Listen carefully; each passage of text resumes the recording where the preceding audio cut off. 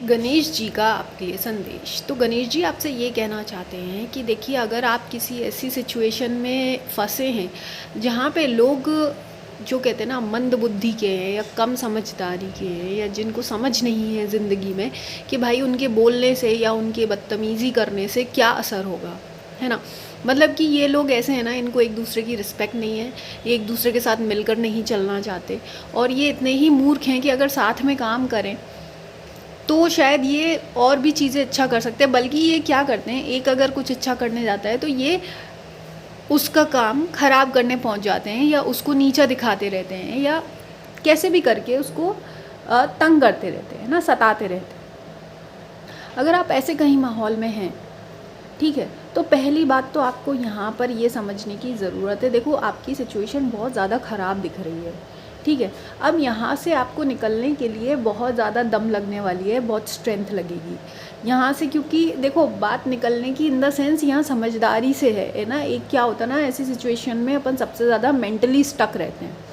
सबसे ज़्यादा क्या होता है, आपका जो मेंटल पावर है वो लगा रहता है, बार बार आपको वहीं चीज़ों के थॉट्स आते हैं, उसी लोगों की बोली हुई बातें दिमाग में चलती हैं, उन्हीं के किए हुए जो कर्म है, एक्शंस हैं, वो सब चीज़ें आपके दिमाग में चलती रहती है ना।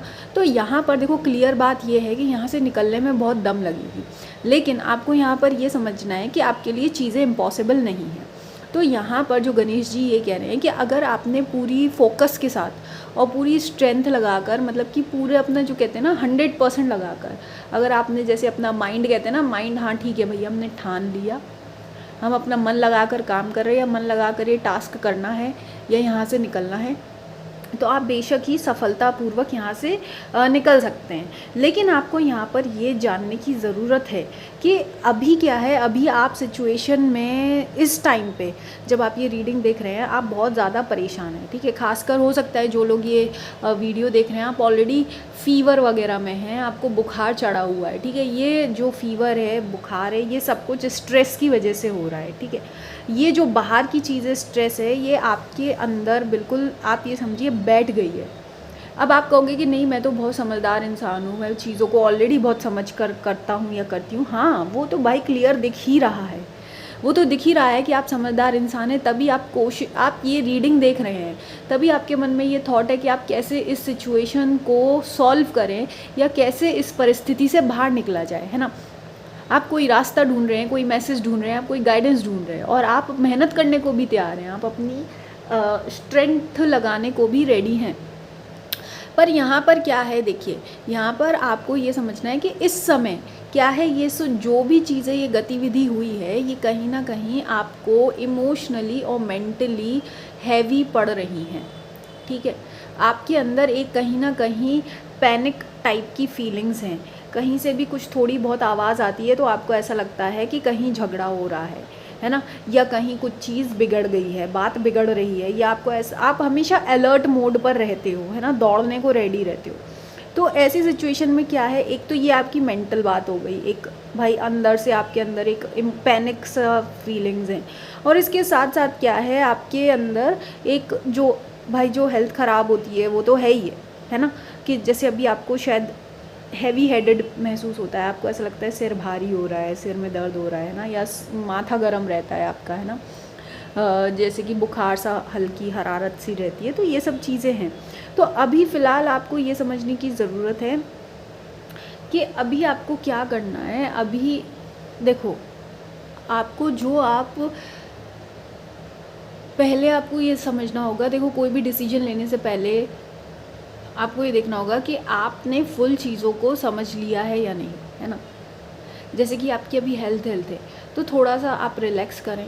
पहली बात तो आप पॉजिटिव रहें, भगवान पर विश्वास करें, तब कोई डिसीजन लेना है। जब आप बिल्कुल क्लैरिटी आ जाए तो ही आप कोई डिसीजन लें। दूसरी बात ये है, कोई भी जैसे अगर आप इस सिचुएशन को समझना चाहते हैं तो उसको थोड़ी सी ऊपरी नज़र से आपको समझना होगा, ठीक है। ऊपरी नज़र से क्या, अगर आप इसको बिल्कुल ऐसे ये से देख कर करोगे कि अरे इसने ये किया, इसने वो किया, ये ऐसा है वैसा है, तो शायद चीज़ें आपके लिए और ज़्यादा कन्फ्यूजिंग हो सकती है, ठीक है। अगर आप इस अपनी जो काम है अपनी लाइफ को फुलफिलमेंट पर पहुंचाना चाहते हो, जहां आपको ज़्यादा स्ट्रेस ना हो, जहां आप अच्छे समझदार लोगों के साथ उठे बैठे हैं ना, जो ऑलरेडी अपने काम में फुलफिल्ड है, जिनके पास कुछ काम करने को है, जिनकी लाइफ में कोई पर्पस है, एक समझदारी है, जो एक तमीज़ से रहना आता है जिनको, अगर आप उनके साथ रहना चाहते हैं तो आपको क्या है, पहले चीज़ों को समझकर चलना होगा। क्या समझना होगा कि भाई देखो, अभी आपका देखो इस सिचुएशन में लॉस तो बहुत हो चुका है, ठीक है, लॉस तो आपका ऑलरेडी बहुत हो चुका है। अब देखो क्या है, आपको यहाँ तक पहुँचने के लिए अपना जो स्ट्रेंथ लगानी होगी, अब वो स्ट्रेंथ तो आप लगाने को रेडी हो, पर क्वेश्चन यहाँ पर ये है कि आपके पास भाई इन्वेस्ट करने को कितना है ना, चाहे वो आपके पास पैसा है या आपका टाइम है या एनर्जी है। क्योंकि देखो एक एज भी डिपेंड करता है कि आप किस एज में हो, है ना। अगर अर्ली एज में हो तो भाई कोई इंसान बड़े रिस्क ले सकता है, कम जिम्मेदारियां हैं तो आप बड़े रिस्क ले सकते हो, है ना।